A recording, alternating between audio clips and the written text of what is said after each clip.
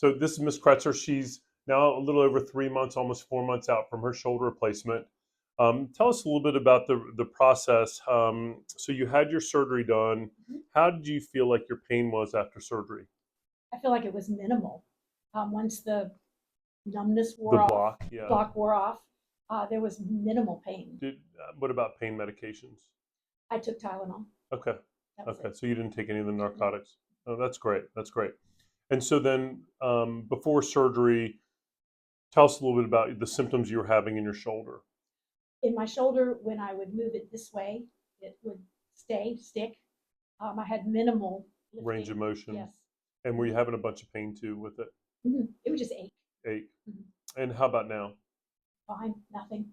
I Yeah. can do everything I do on a daily basis with minimal limitations, reaching in the closet, in a cabinet, Are you washing my having hair. that pain No, better for you? It's I have gone. no pain, That's great. no pain. Show us how your motion is.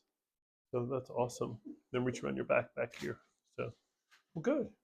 Well, I think your shoulder's doing really, really well, and we're I do too. proud. And you obviously done a lot of hard work in therapy, and it shows. So that's it. These are her X-rays before surgery, and you see just complete obliteration of the joint of the shoulder with large, large bone spurs here.